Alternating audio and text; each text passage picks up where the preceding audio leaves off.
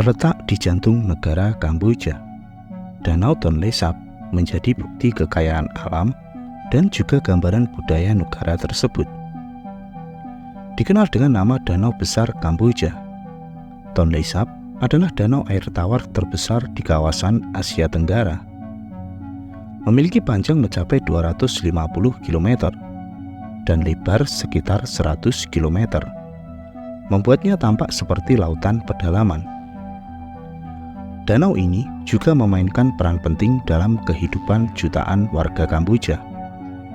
Tonle Sap adalah danau yang sangat unik serta dinamis, mengalami transformasi dramatis selama musim hujan tahunan.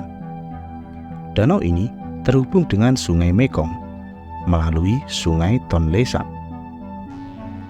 Pada musim kemarau, luasnya akan menyusut di kisaran 2.700 km persegi. Namun, pada saat musim hujan, luasnya bisa mencapai 16.000 km persegi. Perluasan ini merupakan akibat dari fenomena hidrologi danau yang tidak biasa.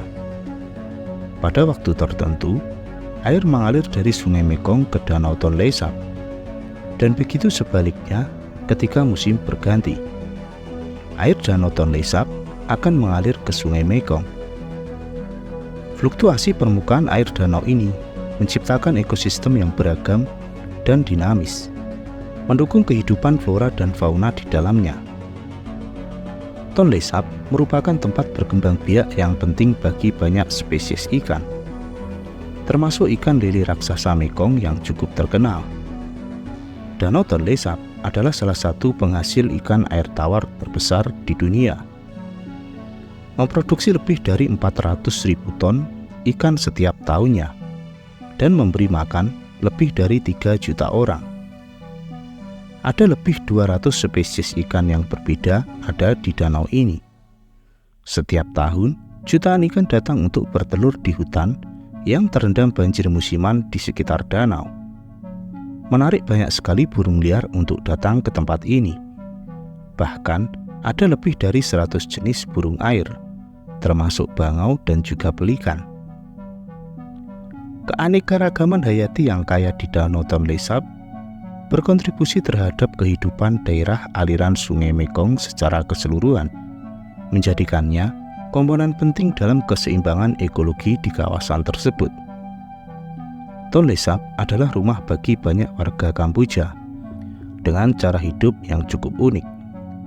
Banyak desa terapung yang tersebar di tepi danau.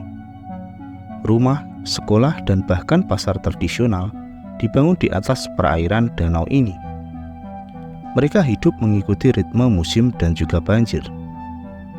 Komunitas-komunitas yang ada di kawasan ini bergantung kepada Danau Tonle Sap untuk penghidupan mereka. Melakukan penangkapan ikan, pertanian, ataupun aktivitas yang berbasis air lainnya. Desa-desa terapung ini menawarkan sekilas cara hidup tradisional yang telah bertahan dari generasi ke generasi, juga memberikan perpaduan budaya dan alam yang menakjubkan. Namun demikian, kehidupan orang-orang di sini tidaklah semudah yang dibayangkan. Ada kondisi menyedihkan di balik kekayaan alam Danau Tonle Sap. Para nelayan di sini terkadang harus menempuh perjalanan selama 2 hari untuk mencapai tengah danau, menghabiskan waktu hingga 1 minggu untuk memancing ikan. Belum lagi adanya gelombang besar dan juga keterbatasan persediaan makanan yang dibawa juga menjadi resiko yang cukup berbahaya bagi keselamatan para nelayan di sana. Desa-desa terapung ini juga merupakan tempat yang sulit bagi kehidupan anak-anak. Menurut beberapa studi yang telah dilakukan di sana, menyatakan ada 12% anak-anak yang meninggal sebelum usia 5 tahun. Selain kondisi hidup yang sangat sulit, serta akses kesehatan yang tidak memadai, ironisnya mereka banyak yang mengalami kekurangan gizi. Ikan menyediakan 60% protein dalam makanan masyarakat Kamboja. Namun karena kurangnya buah dan juga sayuran segar, sulit untuk mereka menerapkan pola makan yang sehat. Selanjutnya, ratusan rumah-rumah terapung yang ada di Danau Tonle Sap ini tidak memiliki fasilitas sanitasi sama sekali.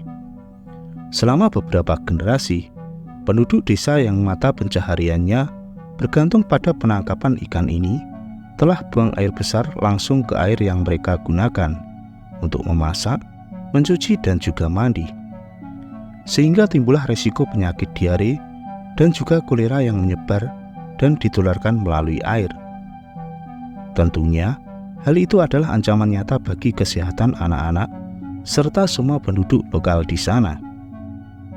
Bukan tanpa alasan, orang-orang di sini jelas terkendala biaya untuk membangun sistem sanitasi yang memadai, dikarenakan keterbatasan ekonomi mereka. Penghasilan yang mereka dapatkan habis untuk kebutuhan sehari-hari saja.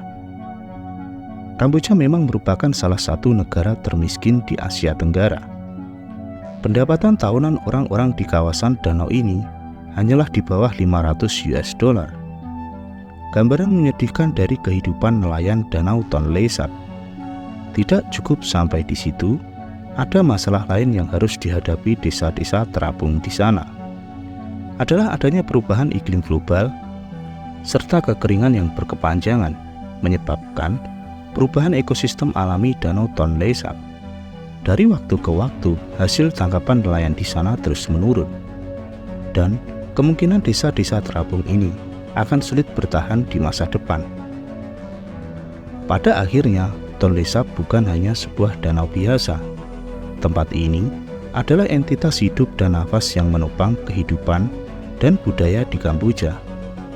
Di luar kepentingan ekologis dan cara hidup unik yang didukungnya, Tonle Sap berdiri sebagai simbol keterhubungan antara komunitas manusia dan juga alam.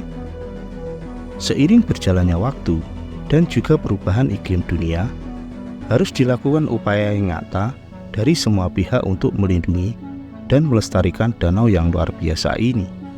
Hal ini sangat berkaitan erat dengan keberlangsungan hidup penduduk lokal di sana dan juga generasi selanjutnya. Dan itulah ulasan seputar Danau Tonle Sap, kehidupan sulit nelayan Kamboja di tengah danau terbesar di Asia Tenggara. Semoga video ini bermanfaat, menambah wawasan bagi kita bersama. Terus dukung channel Overview agar berkembang. Terima kasih dan sampai jumpa di video selanjutnya.